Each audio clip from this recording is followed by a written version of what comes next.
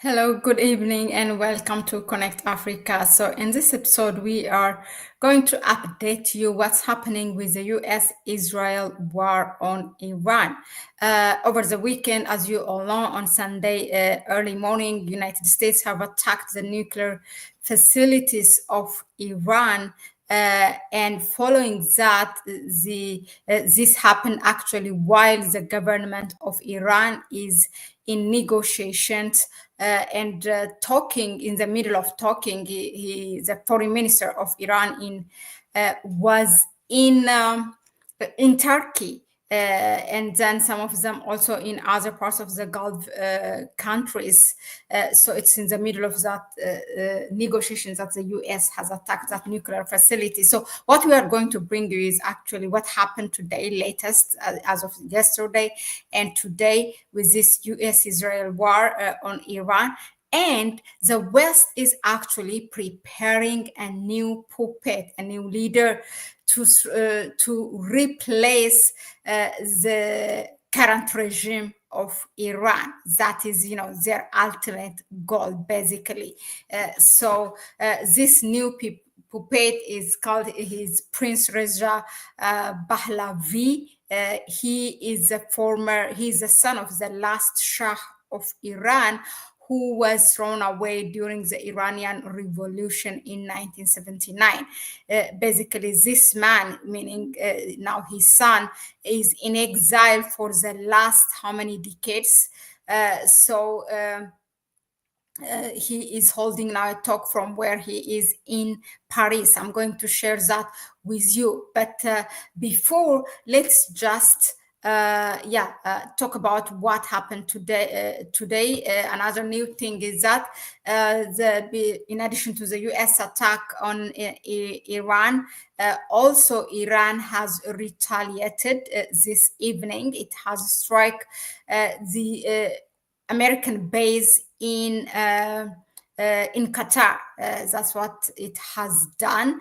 And also, Trump was quick enough to tweet, and he said that like a weak retaliation. I mean, there's a lot of questions, of course, things to weigh for Iran, how to retaliate. If it doesn't retaliate, then it's taken as a weak entity or as a weak regime. And if it retaliates the way which is equivalent to what the US has done, or at least close to that, then that will be also provoking and dragging more countries into this war. And I'm sure the Iranian government is weighing this and doing what is best. And I mean, as we speak, it looks like the Iranian government is the one who is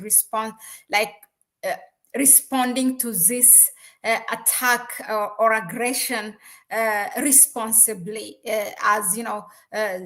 First of all, the attack itself it started by Israel, and then the United States has joined. But Iran is only responding to what happened. I mean, a lot can be said how it has to retaliate, or should it retaliate or not. But yeah, there's a lot of questions. So as we speak, also the foreign minister of Iran that was in Turkey yesterday is now in Russia talking. They have met with the president of Russia, Vladimir Putin.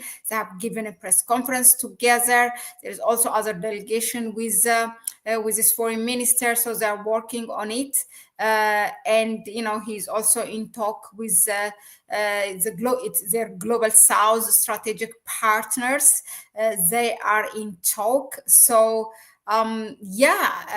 it's pretty scary where this war is going on. Already the Western media is using the narrative of World War III. So it's very sad. Just like that, we are entering into it. Now, let's talk about this Prince Reza Pahlavi, who is the son of the last Shah of Iran that has been, that was thrown during the Iranian Revolution in 1979. That was the start of the Islamic Republic of Iran.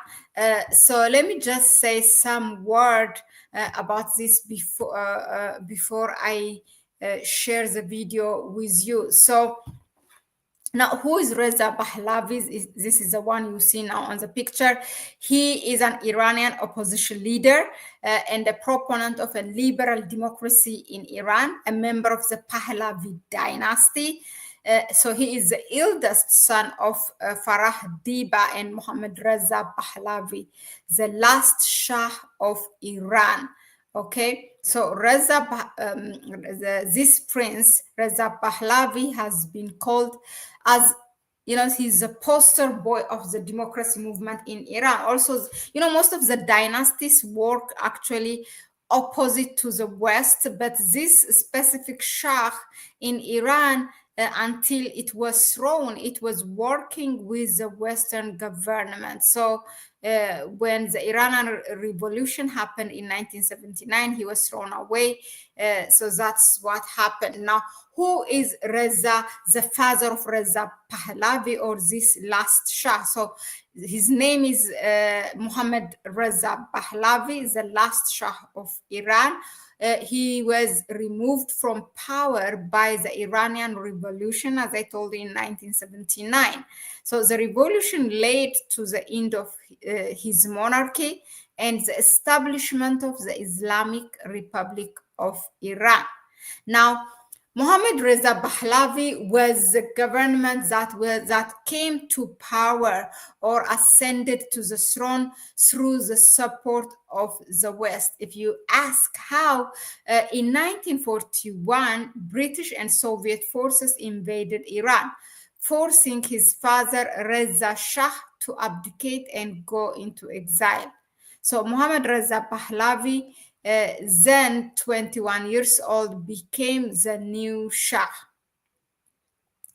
Later in 1953, the US and UK orchestrated a coup to reinstate him after he briefly lost power to Prime Minister Mohammad Mossadegh. So Prime Minister Mossadegh, actually, in that few years he was a prime minister, he has nationalized the oil interest, which was, opposite to what the West expected. And that's why they have organized that coup and bring this last Shah, Mohammad Reza Pahlavi, to power until he was thrown by the revolution of the Iranian people themselves. Okay, so this is what happened. Now, the same way, this is like a deja vu, the same way the West has brought his father to power, Mohammad Reza Pahlavi, in 1953. Now, the same way is the son going to come to power? If so, I'm just saying assumption or thinking loud. So they want to throw away this regime, particularly the supreme leader, Ali Khamenei, and they want to throw him and they want to bring this man. So what did he say in this press conference? That's something we need to listen, look at. He just talked basically like I'm just going to give you a few bits of housekeeping before we kick off. Let me.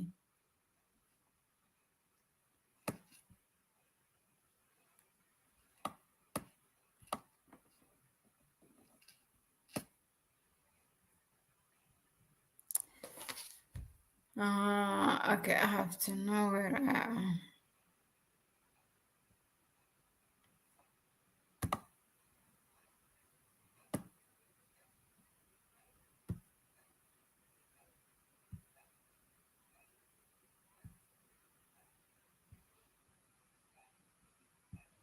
Wow, he gave how many hours? I don't believe.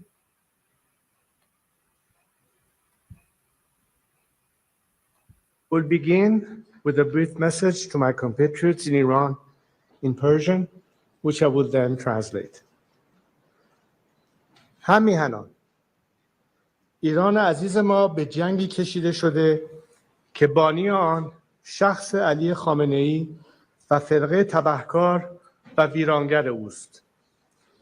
او اقتصاد کشور را به ورطه نابودی کشانده، زیرساخت‌ها و منابع ملی را به تاراج برده، ثروت ملت را برای ساخت سلاح هسته‌ای هدر داده، امنیت ایران را در هم شکسته و حاکمیت ملی را از ملت ایران ربوده است.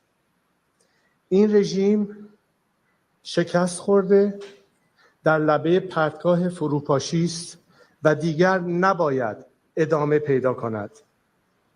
زمان پایان دادن به این تباهی و آغاز دوران نوین ایران است. زمان طلوع دوباره شیر و خورشید ایران. My fellow compatriots, our beloved Iran has been dragged into a devastating conflict, the architect of which is none other than Ali Khamenei and his corrupt, destructive faction. He has driven our nation's economy to the brink of collapse, plundered our national infrastructure and resources, squandered the nation's wealth on developing nuclear weapons, shattered Iran's security, and stolen the sovereignty of the Iranian people. This regime is defeated, teetering on the edge of collapse, and must not be allowed to continue. The time has come to end this ruin and begin a new era for Iran. This is a new dawn for Iran's lion and sun. Ladies and gentlemen, over the past few days, I have spoken with people across Iran from every walk of life. An officer in the armed forces, a mother fleeing Tehran, a factory worker from Tabriz, a young woman, activist for the Women Life Freedom Movement. These voices represent a nation embattled but resilient, that is not asking for its freedom, it is fighting for it. From the 1999 student protests to the Green Movement, to the 2017 Dema and 2019 Abanmah uprisings, thousands of Iranians have given their lives in the fight for Iran's liberation. Today, millions of my brave compatriots continue the fight. One of their stories moved me deeply. In September 2022, Javad Haydari was murdered protesting the Islamic Republic's killing of Mahsa Amini. His sister has continued his fight. She is one of the hundreds of activists the regime has arrested and harassed in recent days.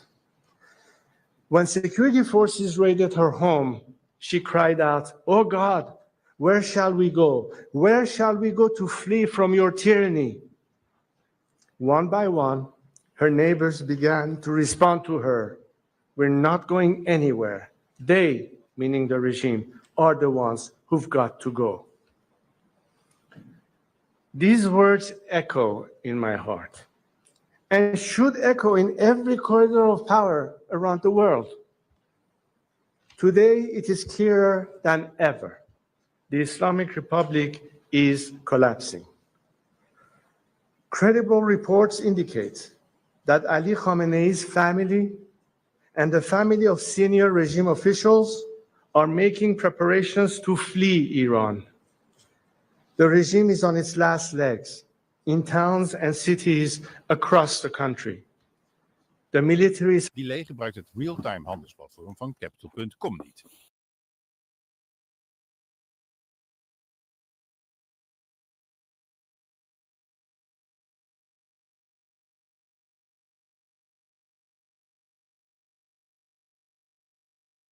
Tyranny are shaking.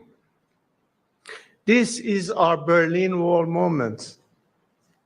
But like all moments of great change, it comes fraught with danger. We stand at a crossroads. One road leads to bloodshed and chaos, the other to a peaceful and democratic transition. The difference in these two roads depends on one factor, and one factor alone: whether the current regime in Iran is allowed to survive. If the West throws the regime a lifeline, there will be more bloodshed and chaos, because this regime will not submit or surrender after it has been humiliated. It will lash out. As long as it is in power, no country and no people are safe, whether on the streets of Washington, Paris, Jerusalem, Riyadh, or Tehran. There is only one way to achieve peace: a secular, democratic Iran. I am here today to submit myself to my compatriots, to lead them down this road of peace and democratic transition. I do not seek political power, but rather to help our great nation navigate through this critical hour towards stability, freedom, and justice. To the people of Iran, I see your courage, I feel your pain. I know you are suffering. I know many of you are afraid for your loved ones, your children, your future. So I speak to you today with a heavy heart. I worked for years, for decades, so that the scourge of war would never reach the borders of our land. Seeing the images of the people of Tehran forced to flee our beautiful capital, the explosions in Isfahan, the fires along the Persian Gulf, all fill me with pain. But more than pain, I am filled with anger, because this war is the result of the selfishness, hatred, and terror of one man, Ali Khamenei. While he directs this war from the safety of his hidden bunker, he uses our people as human shields. It is time to end the suffering. So today, I have a direct message for Ali Khamenei. Step down, and if you do, you will receive a fair trial and due process of law, which is more than you have ever given any Iranian. To other senior regime officials, those of you whose hands are soiled with the blood of the Iranian people, you too will have to face justice.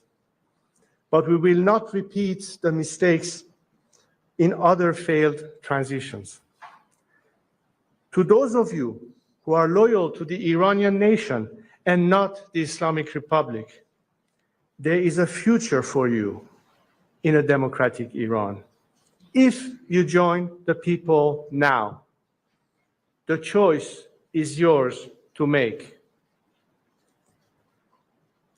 I know these officers, these soldiers, these brave men exist because they are reaching out to me and telling me they want to be part of this national salvation. But now, greater coordination is needed.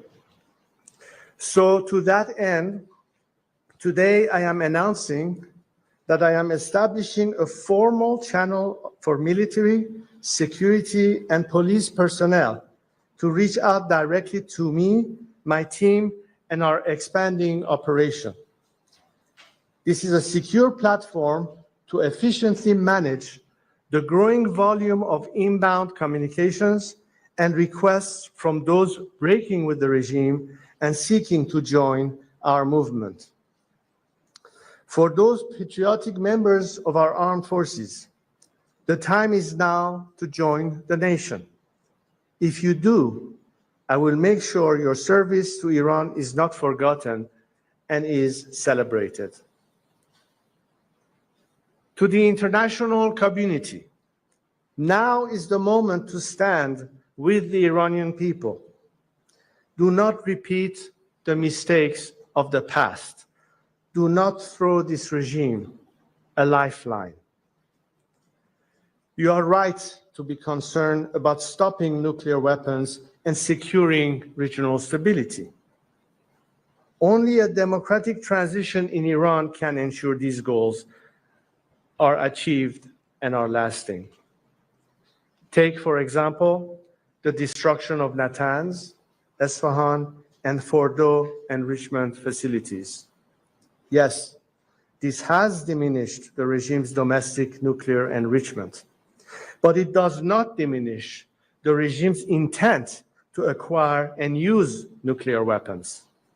The regime, enraged and emboldened, will be seeking revenge and can acquire nuclear weapons from other rogue regimes like North Korea. The destruction of the regime's nuclear facilities alone will not deliver peace, but the path I offer can. So work with us to ensure a peaceful transition. Now is not the time for hesitation. Now is the time for principled action from each of us. 46 years ago, when my late father and our family were forced to leave Iran, I took an oath to God and to my country. I would not turn my back on Iran or the Iranian people. Every day since, I have dedicated my life to my compatriots. And today, I am here to reiterate it and to put myself at their service. I am stepping forward to lead this national transition, not out of personal interest, but as a servant of the Iranian people. I have a clear plan for transition and national renewal. Our transition and future democracy will be based on these three core principles: Iran's territorial integrity, individual liberties and equality of all citizens, separation of religion and state. The final form of this future democracy we seek will be for the Iranian people to decide in a national referendum. What I offer is not just a vision for the future of our country, but the plan to execute a peaceful, orderly transition. To achieve that, today I am announcing the following initial steps. First, I will convene a National Unity Summit. This gathering will include activists, dissidents, and groups from across the ideological spectrum who agree to these three principles. It will not be limited just to political groups, but business leaders, professionals, experts, and other groups with influence across Iranian society. This summit's objective will be to agree on a roadmap for democratic transition and reconstruction. Second, in parallel to the democratic process, I am developing an economic plan to rebuild Iran. We have already launched the Iran Prosperity Project, a comprehensive plan for the economic reconstruction and social stabilization of our country in 3 phases. The emergency phase of the first 4 to 6 months, the establishment phase of 18 to 24 months, and the normalization phase, which is long-term. In the coming days, my team of experts will publish the plans for the first 100 days after the collapse of the Islamic Republic based on this work. We are bringing together some of the world's greatest investors, builders, entrepreneurs, and experts who care about Iran and see its immense potential. They stand ready to put in the expertise, the talent, and the capital to rebuild our nation and turn it into one of the world's most attractive markets. Imagine this new Iran, a free and democratic Iran, living at peace with our neighbors,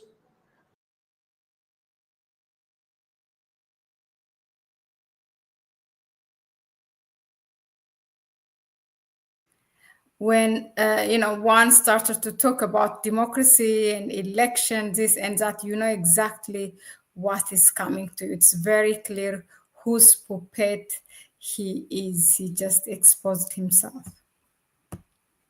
an engine of growth and opportunity in the region, a beacon of culture, innovation, and pride in the world. It is within our reach. We are proud, ancient, resilient people. The task before us Iranians today is no less than the ones faced by the great leaders, the great unifiers, the great builders of our history, like Cyrus the Great. As we embark on the final steps of this path to national revival, to liberation, to peace, we continue to be inspired by him. To my compatriots, this is our moment. I am with you. Let us build this new Iran together. Thank you. Thank you.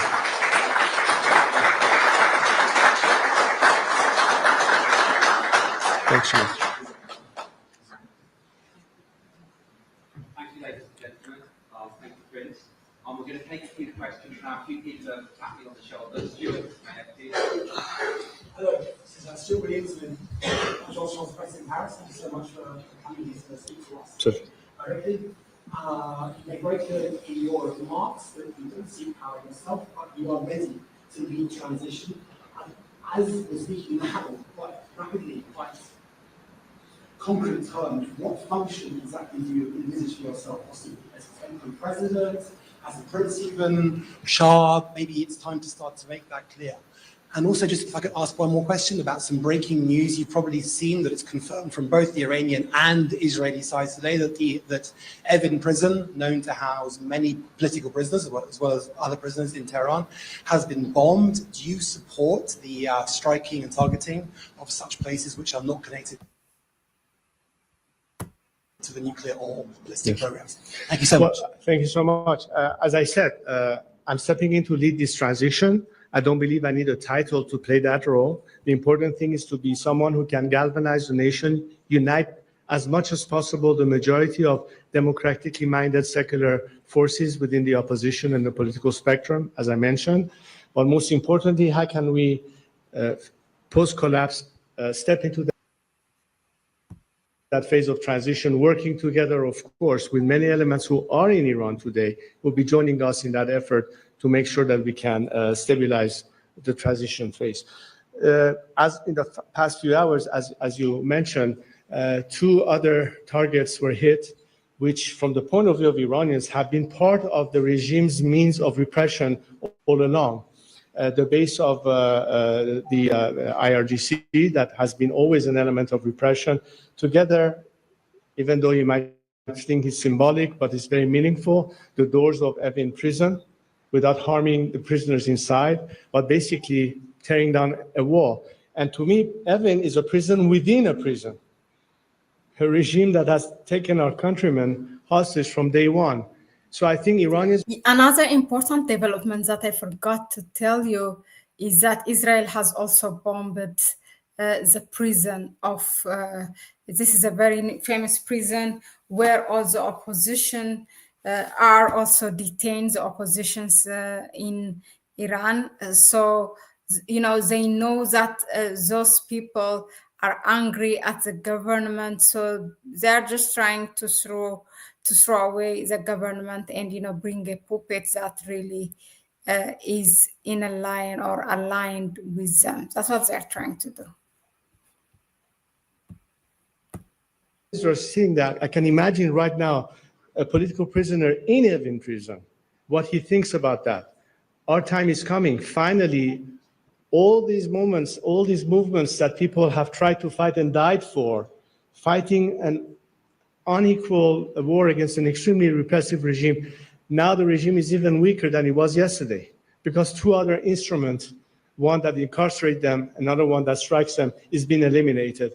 I think these are things that are, in the view of our people, positive. And they know that this is not targeting our country, it's targeting our regime. Because the only war that matters here is the war that the regime is waging on the Iranian people. And we're talking about winning that war against them. One.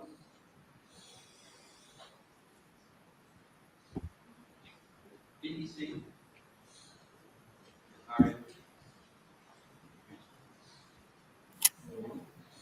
CNN. Sorry. I thought you were BBC. CNN. Hi, Melissa Bell, CNN. I'd like to ask you, you've said that the regime is collapsing. What do you think the role of the American strikes will be? Is there not a danger that they could unite the people behind a regime, however unpopular it is? And there's a lot of reporting to suggest that people are more clearly opposed at this stage to the war than they are to the regime. Look, the greatest fear that Iranians today would have is a result of all this for the regime to still survive, because they know that the regime will lash out against them in vengeance. As a matter of fact, only in the last few days, the regime has already executed half a dozen people already on the guise of being spies or even being my supporters. The regime is ultimately what people fear the most. They want to make sure that at the tail end of all this regime actually collapses, which is what I mean by saying don't throw it another lifetime. This regime is on its way down. People know it. And the biggest fear is, why, if this regime was to survive? That's why I keep saying this regime must go. The only solution for Iran's liberation and for peace is for this regime to be no longer there. This is an opportunity in front of us. So we are doing what we can as Iranians fighting this brutal regime. It is time for the international community to finally decide whether this time we're going to be with the people and help them overthrow this regime.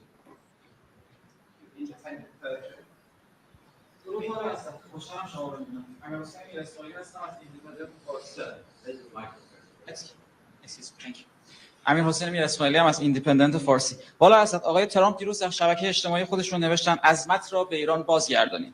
خب همه ما میدونیم که این بازگشت به عظمت طبیعتاً منظورشون اشاره به دوران حکومت پادشاه فقید ایران پدر حضرت عالی داره. آیا این نوشته آقای ترامپ از دیدگاه شما به معنای حمایت از بازگشت شما به ایران در صورت تغییر رژیم و اینکه آیا شما و مشاورینتون با آقای ترامپ و دولت ایشون در ارتباط هستید؟ و سوال بعدیم هم اینه که برخی از هموطنان ما در ایران نگرانن که نکنه این جنگ و درگیری ها تموم بشه و همچنان جمهوری اسلامی بمونه. نظر شما درباره این مسئله چی؟ مرسی. بخش دوم سوالتون رو اول پاسخ میدم که همین پاسخی بود که دادم که تنها نگرانی که باقی مونده برای همیهنانمون این نیست که آیا رژیم تضعیف شده و در حال از بین رفتنه، این که کاملا مشهوده، اما آیا ادامه این جریان باعث همچنان برپا موندن رژیم خواهد بود یا نه. به همین دلیل هستش که به جامعه بین‌المللی میگوییم این رژیمی که در حال فروپاشی است رو بار دیگر یک طناب نجات براش نفرستید. نگذارید که ادامه نظام، ادامه این درگیری، ادامه این جنگ، ادامه تخریب کشورمون باشه. این یک فرصت طلایی است که اکنون دنیا داره و از هر زمان دیگری این فرصت برای همیهنانمون پیش اومده که در حال بر علیه رژیم بسیار سرکوبگر بایستی مقابله می‌کردن، ولی الان ابزار سرکوب رژیم تقریبا دیگه از بین رفته و این بهترین فرصته. و اما هر موضع‌گیری که یه رهبر سیاسی کشور دیگری در مقابل ایران میگیره بر اساس این هستش که ما همیشه گفتیم که تعیین سرنوشت و تکلیف آینده به دست مردم ایران خواهد بود.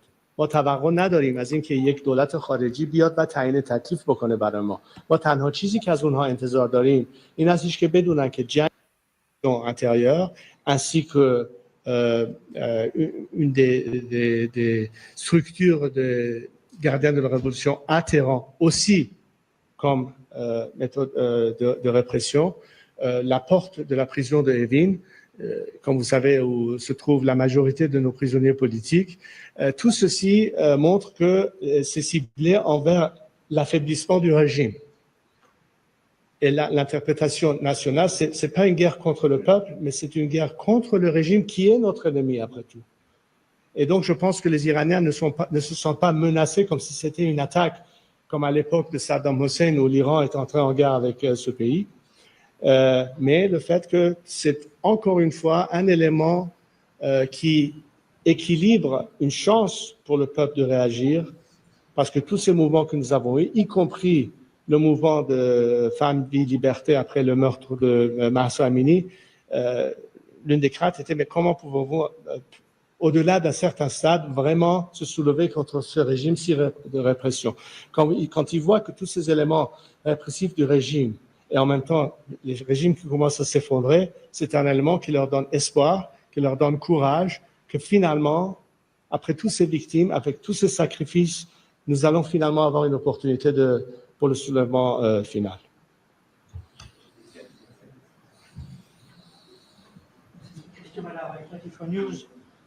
Quand feu l'ayatollah Khomeini terminait ses discours et ses interviews, il avait toujours pour habitude de dire Amar Barsha, Marosha. Est-ce que vous, 46 ans après, vous dites Amar Bar Khomeini? Non, les peuples disent Bar Khomeini est mort au dictateur. Mais pourquoi? Parce qu'ils savent très bien que l'ennemi est intérieur, l'ennemi n'est pas extérieur. Quand les Iraniens appellent à la chute du dictateur, ça veut dire quoi? Ça veut dire fin à ce régime. Aujourd'hui, nous sommes le plus proche possible à cet avenir, où cette dictature théocratique n'existerait pas, elle est en train de s'effondrer. Les éléments aux têtes du régime préparent déjà leur fuite. Et aujourd'hui, nous voyons que des éléments militaires, police et sécurité, commencent à nous contacter. Ils ne veulent pas couler avec le navire qui est en train de couler. Ils veulent se rejoindre au peuple. Au lieu d'être devant ou contre le peuple, ils veulent se rallier au peuple. Donc les défections déjà commencent. J'ai indiqué dans mon discours que nous préparons déjà le mécanisme de communication. Tout ceci, c'est en vue de préparer, comme vous dites, le terrain dans cette phase actuelle jusqu'à la chute du régime, mais surtout, qu'est-ce qui va se passer pendant cette période de transition. Alors tout ce planning est effectué, vous entendrez encore plus dans les jours à venir, mais comment nous faisons exactement cette chose? Avec la coopération et collaboration des forces intérieures et bien entendu la mobilisation des forces au-delà du pays qui travaillent ensemble sur ce sujet. Et bien entendu au niveau international, quelle sorte de coordination pourrait exister avec des gouvernements clés et concernés? Hi. Tim Ross from Politico. Speak louder, please. Tim Ross from Politico. So the United States Secretary of State and the government of Israel have both said that regime change is not a war objective. Would you like regime change to be a war objective, even if that means Israeli and potentially American troops fighting in the streets of Tehran? My position has always been throughout the years that it is not any foreign government's mission or job or policy to define it as being regime change. The question, however, is for this government to recognize that this is the ask of the Iranian people. And in support of their liberal and democratic aspirations, where do particularly Western democracies stand? Are they going to continue to appease this regime and throw it another lifeline at the expense of the Iranian people? Or will they this time recognize that this is a golden and historic opportunity to put an end, on the one hand, for a regime that has repressed its own citizenry for its own benefit all these years, but also to put an end to any threat that this regime represents? If America or Israel had to respond under whatever threat, ultimately they had to recognize that by a change of regime, everything changes. So it's not that they need to advocate for regime change. It is that they simply have to recognize that regime change is the only ultimate solution, which is exactly why I'm here today and why we need to work together so that, A, we guarantee Iran and Iranians a democratic future, but also through that democratic future, it will give the world a sense of relief and trust that that element will lead to stability, to peace, and an end to any aspect that has been threatening and menacing the world and the region because of the nature of this regime. On Iran International. شاهزاده سلام، نیلوفر پور ابراهیم هستم از ایران اینترنشنال. سوالم رو به فارسی میپرسم. خواهش می‌کنم بلندتر صحبت کنید، صداتون نمیاد. الان بهتره؟ بهتر شد. سوال اولم در مورد نگرانی‌های بعضی از مردم در داخل ایرانه. وقتی که میگید که زمان فروپاشی نزدیکه یا به خیابون‌ها بیاین و مبارزه کنید، خیلی‌ها نگرانن و معتقدن که در شرایطی که زیر بمباران هستن و حتی راهی برای خبردار شدن از این حملاتی که داره میشه برخلاف مثلا اسرائیل ندارن. آیا این درخواست از اونها برای چنین چیزی درسته یا نه؟ گروه‌هایی که در واقع گروه‌های مثل گروه‌های چپ چنین سوال‌هایی رو می‌پرسن، انتقاداتی رو دارن. در مورد این خواستم اگر ممکنه توضیح بدید. سوال دیگه هم در مورد فعالیت‌هایی بود که امروز اعلام کردین، مثلا تشکیل کانالی که گفتید برای پیوستن کسانی که می‌خوان بپیوندن، یا اجلاس اتحاد ملی که گفتین تشکیل میدین. چه کارهایی در زمینه اینها تا اینجا آغاز شده؟ چه زمانی طول می‌کشه تا به طور کامل انجام بشه؟ و آیا با دولت‌های غربی یا نمایندگانی در داخل کشورهای اروپایی و غربی در ارتباط هستید برای برنامه‌هایی که دارید برای کمک به مردم ایران؟ و دقیقاً صحبتی کردید برای اینکه اون نگرانی از ماندن جمهوری اسلامی به وجود نیاد یا این جلیقه نجاتی که میگید برای در واقع جمهوری اسلامی نفرستن. اول از همه بگم که شما درجه هوشمندی و هوشیاری همیهنانمون رو دست کم نگیرید. کاملا میدونن که چه زمانی میتونن حرکتی رو انجام بدن و طبعا در شرایطی که درگیری نظامی هستش خب بهترین فرصت برای این کار نیست، ولی زمانش خواهد رسید. آنچه که مسلماً دارن تشخیص میدن این هستش که تمام عوامل سرکوب نظام رو دارن کم کم در مقابل خودشون دیگر نمیبینن و این باز دوباره کمک میکنه به اینکه این فرصت فراهم بشه برای اون جنبش نهاییشون. در ارتباط با اون چیزی که اشاره کردید، خب طبعا در روزهای آینده با جزئیات بیشتر نحوه عمل و برنامه‌هایی که در نظر داریم بیشتر مطرح خواهد بود برای رسانه‌ها و برای افکار عمومی و به طور کلی این برنامه‌ریزی رو داریم ادامه میدیم در جهت اون چیزی که امروز در سخنرانیم بهش اشاره کردن و نهایتاً در ارتباط با جامعه بین‌المللی من فکر کنم برخورد خیلی از دولت‌ها و یا سرانی که تا به حال اصلاً اصل این که شاید این رژیم تغییر پیدا کنه رو رادارشون نبود، اکنون می‌بینن که اتفاقاً این مسئله داره خیلی جدی‌تر از قبل مطرح میشه و دیگر مسئله فقط این نیست for a discussion for the process. Right now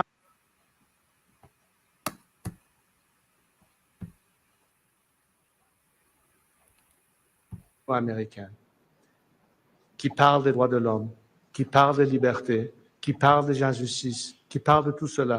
Comment voulez-vous qu'une continuation de ce même régime puisse être la solution et d'être intimidé par la menace du régime, de ne pas avoir un dialogue ouvert avec les représentants de cette démocratie laïque contre un régime sanguinaire? Le déclic commence à se faire, finalement. Surtout parce que d'abord, ils voient que beaucoup de mes compatriotes, la grande majorité de mes compatriotes ne veulent plus de ce régime. Ils voient aujourd'hui que des éléments soi-disant réformateurs de hier n'y croient plus et sont en train de se joindre à nous dans ce mouvement de libéralisation. Mais aussi le fait que, vu que les Iraniens sont prêts à ce changement, c'est un simple choix à faire. Est-ce qu'on fait obstacle à leur demande ou est-ce qu'on soutient leur demande? Ce n'est pas une politique à mener par un gouvernement étranger de réclamer un changement de régime, mais c'est d'acquiescer la demande d'un peuple qui veut être libéré et qui veut savoir si le monde libre est avec eux ou contre eux. C'est un simple choix à faire.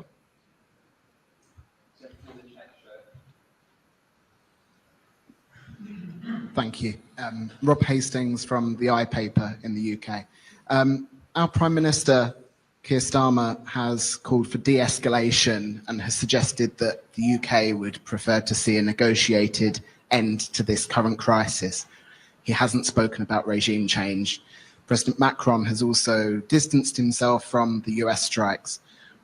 Are you seeking to speak with European leaders like Keir Starmer, like President Macron?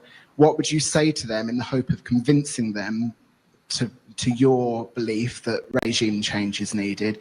And I mean, they're not going to change overnight. Where do you see that process going of engaging European skepticism towards regime change? First of all, I've been giving all these messages to world leaders everywhere for years now. And it's not that they don't know what I have to say or what my message is. What has changed, however, are the circumstances. And because the circumstances are now changing, in the sense that they visibly see the level of fragmentation of the regime and its near collapse, which is very near, the fact that the regime is completely dismantled in its apparatus of repression that until now helped it sustain itself, and eliminating the greatest danger to a nation that unarmed are trying to, through civil disobedience and non-violence way, achieve their freedom. The playing field has now been equalized. My message remained the same as it was 20 years ago.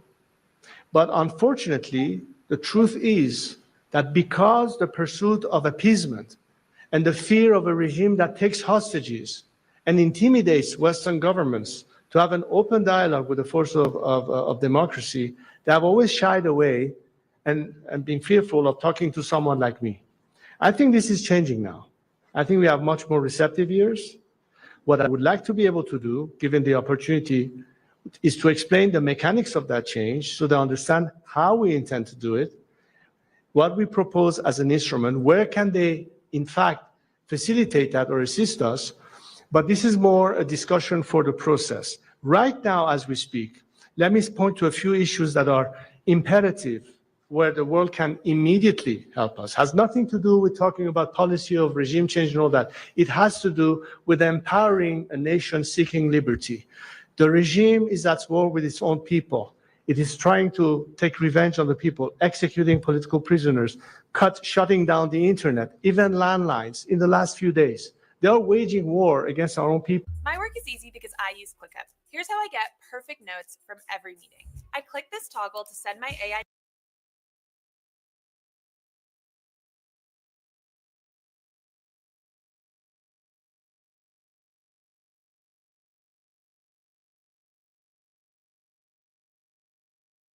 people who want to be with you, the free world, and the only obstacle between them and the free world is this regime. So don't be intimidated by the regime menace. Trust in a nation that wants peaceful relations with a neighborhood. They are not at war with Israel. They're not at war with the Arabs. They're not at war with America. The regime is a regime that has been chanting death to Israel and death to America for 46 years. The Iranian people say, we want to be friends with the world. We want to have cordial relations. It's up to you, world leaders, to recognize that potential, to trust the Iranian people in their intentions.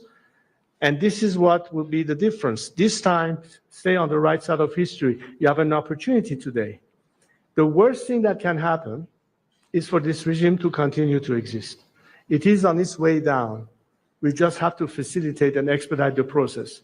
So more harm is not done, not just to the Iranian nation, but everything that, as long as this regime continues to survive, it can still hurt a lot. We have this opportunity. This should be the agenda, not only to eliminate this regime, but also to know that there is a plan for transition. It's not going to be chaos. It's not going to be unknown outcome.